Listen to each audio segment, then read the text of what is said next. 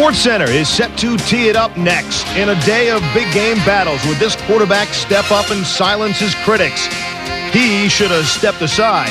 And everybody's Mr. Heisman tried to break out in his personal house of horrors. It seemed every game since Tennessee has been full of horror for Heath. And of those Spartans skipping in South Bend, we'll give you plenty of hits on this show. Will Junior have another big one? The Dodgers went all out after first place, but they couldn't find the handle all day. Dusty was playing hurt. Would his troops rally or fall? A return with playoff implications in the Bronx, and a departure that has no one smiling in Cleveland. Plenty to brag about after this grab. Same here. The mascots are ready. The band is in sync. So clear the track of all obstacles. SportsCenter gets nothing but high fives next. Hi, glad you're sharing your Saturday night with us along with Steve Levy. I'm Linda Cohn. Coming up on this particular SportsCenter, it was Ryan Sandberg Day at Wrigley Field. Might they soon be having a day for Tim Couch at Kentucky? And the latest loss for Mike Tyson and the sport of boxing. But we begin with baseball's best, and some would say only race. And those who would say it, well, they would get an A for accuracy. San Francisco skipper Dusty Baker, he caught a case of pennant fever, and it sent him to the hospital on the morning after his Giants took a one-game lead over the Dodgers for first in the NL West. Baker was hospitalized with a gastrointestinal disorder. He was released today and joined his club in San Diego by the second inning. Good thing Baker missed the first inning. His starter, Sean Estes, would have made his stomach upset again. The lefty was hit hard, but that in a second. Speaking of hitting hard, Greg Vaughn on a power trip, giving San Diego a 4-0 lead, his 17th home run of the year. That measured 436 feet. It was just one inning. Now in the second, runners at the corners for Tony Gwynn. Gwynn, one of his 3 hits on the night. RBI number 115. Padres were up 5-0. And Dusty Baker coming out to take out Sean Estes. His first 11 pitches were balls. Baker not feeling too good about his Giants. Top of the 5th, Padres up 8-1. Pete Smith, Jose Vizcaino up the middle. Back to Smith, who recovers and throws Vizcaino out at first. The Padres would roll. Roll 12-2. The Giants starter Sean Estes suffering his first loss in 7 decisions. His stint of just 1 2/3 innings matched the shortest outing of his career. Tony Gwynn, partly responsible. His 3 hits moves him slightly past Larry Walker in the battle for the batting crown. Now, could the Dodgers gain ground hosting the Rockies? Top of the 3rd, scoreless, 2 on, 1 out. A challenge. Larry Walker taking Ishmael Valdez deep, but how deep? Darren Lewis all over it, or is he? Lewis makes the catch. Uh-oh. Brown calls the fumble. It's a double. 1-run scores. Bottom 4, 1-0 Colorado. Andres Galarraga, Nefi Perez. It's about miscommunication. Pop-up drops. Error on Perez. Carroll scores. We're tied at 1. Zeal advancing on a throwing error. The next batter, Lewis singles to right. Zeal coming home. Larry Walker, MVP. The big guy can play defense. Perfect throw. Zeal out at the plate. One more look from Pulley's perspective. Jeff Reed appears to tag Zeal on the chin. Whatever works. Innings over. Game still tied. Top of the 8th. Still tied. Man on first. 2 outs. Jeff Reed. That's into it's going to drop off the wall. It's a double. Vinny Castilla being waved home. Juan Castro. The throw. Great throw, but Piazza can't hold on. Osuna's upset. It's 2-1 Colorado. Bottom 9, bases loaded, 1 out. Eddie Murray in that big spot again. You know, he's a career 400 hitter with the bases full, but when has he done that lately? Uh-oh, the excuse me swing. Don't tell me.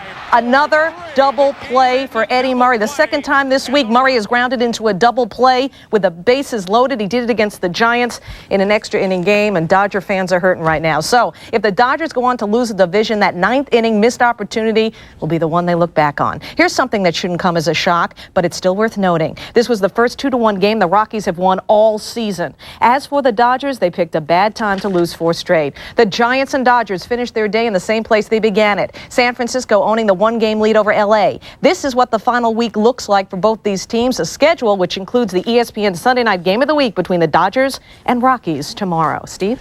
To the chase of baseball's sexiest record, Mark McGwire banged out bomb number 54 last night in the Cardinals win. Still 7 shy of Roger, but Big Mac broke some new ground.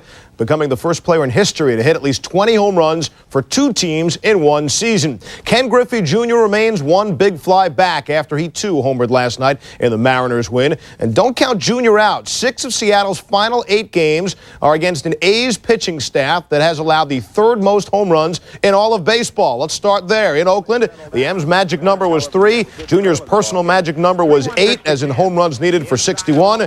Can't get it that way by walking in the first. In the 3rd, Jr. hits one to right center. Did he get enough of it? No.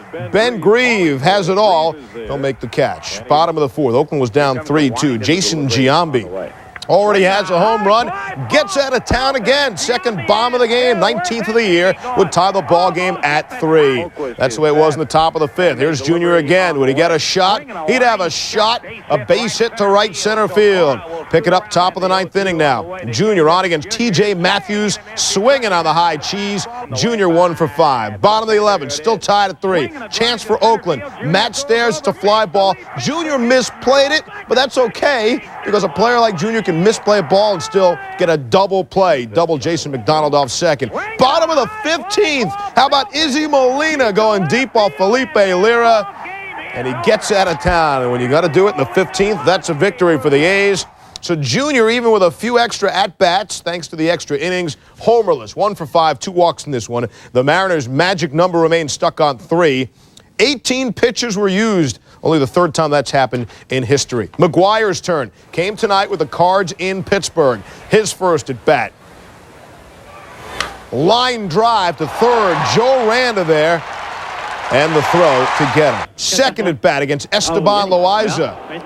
Tough way to hit a home run that way, being hit by a pitch. Next at bat, Cards are down 4-1. Goes down swing. Final at bat, goes down looking. McGwire's teammates didn't have much luck either. How about Scarborough Green drilling one to left, but Al Martin coming on. You know that hurts on the turf.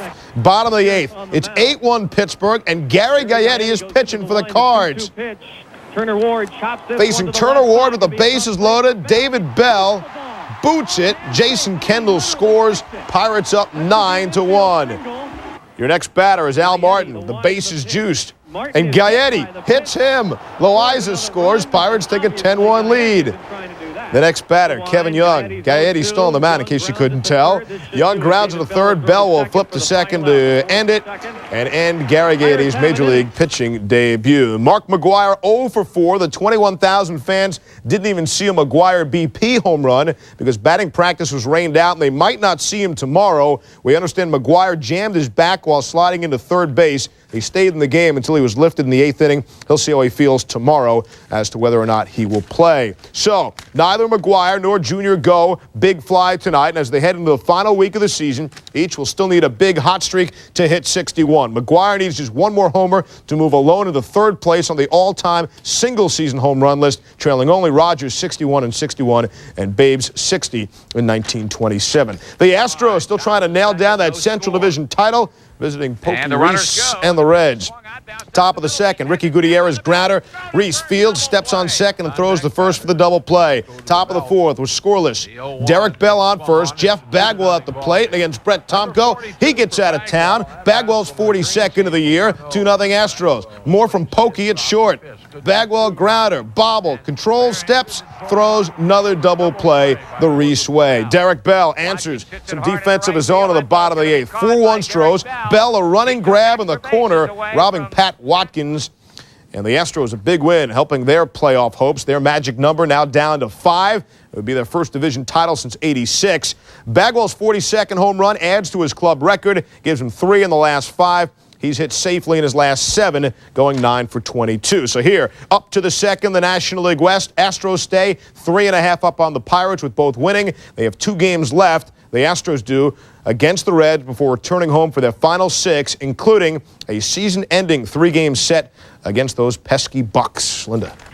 To think Peyton Manning could have spent the day in another swamp, the New Jersey Meadowlands, getting ready to hold a clipboard for the Jets as they prepare to host the Raiders tomorrow. Instead, Tennessee's record-breaking QB, who turned down NFL millions to return to school for his senior year, was looking to avoid yet another drowning in another swamp, the one in Gainesville, and get a leg up on the SEC East race. But he was down 7-zip in the first, and Manning trying to spark his troops on the run all day, never had time to get set, and there's a result of it.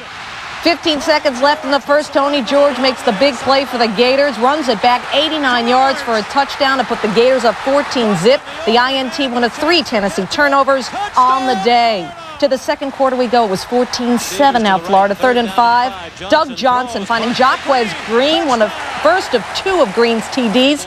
It's Florida up 27. Tough day for Manning. It continued. He said he needed to play well for Tennessee to win, and he said he didn't. 2 fumbles, 2 picks. He was sacked twice. Fourth quarter, less than 6 minutes left. 3rd and 12. Johnson finding Ross for a 30-yard touchdown pass. Johnson in just his 3rd start throws for 3 TDs, all coming on 3rd down plays to add misery to Manning, who says, "I probably hate to lose more than I like to win." The win by the Gators not only improved Steve Spurrier's record at the Swamp to 44-2, it left Manning bitter and bruised. Bitter over his 0-3 record against Florida, bruised because the Gators knocked him to the ground about a dozen times. They made him rush plenty of his passes. The result, Tennessee once again looking up at the Gators in the SEC East. Our defense really was the story of the show, I think. Tony George's interception, and we just kept stopping Tennessee time and time again. So our defense really, I think, played a lot better than our offense. I'm disappointed about the loss this year, and like I said all along, I didn't come back for this game. Like I said all along, still plenty of football to be played, but I'm disappointed for our fans. For our coaches, for our seniors, for the people that wanted to win this game so badly. Like I said, I needed to play extremely well to win this ball game. I didn't get that done, so I apologize, but still plenty of football to be played, still plenty to play for. Sticking with the SEC. Auburn, LSU, in a game we hoped you watched on ESPN tonight, because if you did, you saw a great game. 31-28, the final for Auburn. You can't say enough about Damian Craig's effort. 23 for 45, 342 yards and 2 touchdowns. And don't blame this loss on Cecil the Diesel Collins, because he had 27 carries. He totaled 232 yards and 2 touchdowns. Arkansas looking to experience the miracle of 95 once again in Tuscaloosa. Bama trailing by 1. They have the ball. Lance Tucker, Quincy Jackson for the score. 15-10 Bama, and they want to go for 2. Yeah, they line up for it. But wait a minute. No time left. They take a delay of game. Bama is forced to settle for 1 point. Big play. It's 16-10 tied. Arkansas now. To the 4th we go, and the Razorbacks driving late. Clint Sterner. What is Anthony Eubanks open? So open on 3rd and 18. The game-winning touchdown for the Razorbacks, and they do it again. This is the 2nd straight 1-point victory in Tuscaloosa for Arkansas. The Backs using that victory 2 years ago as a springboard to their first ever SEC West title. Arkansas becoming the first team to beat Bama back-to-back at home since Texas Christian did it way back in 1955-56. With Florida and Tennessee playing, number 6 Nebraska and number 3 Washington seem to scream out, "Hey, don't forget about us." The Huskies have won their last 8 regular season games, not allowing a single run of more than 13 yards. Incredible. So enter the Cornhuskers passing game, right? And quarterback Scott Frost, booed badly last week in Lincoln. Frost knows something about beating Washington. Before transferring to the Huskers, he led Stanford in '94 to a win over the Huskies. Nebraska an underdog today for the first time in 4 years. Up 7-0, make it 14-0. Frost, the keeper, 30 yards for the score. Later in the first, same score. Brock Eward gets hit by Grant Wistrom. Heward injures his ankle on the play. He'd be replaced by the freshman Marcus Tuiasosopo. Heward would have to be carted off the field and would not return to action, with a score 21-0. Middle of 4th, it's 24-14 Nebraska.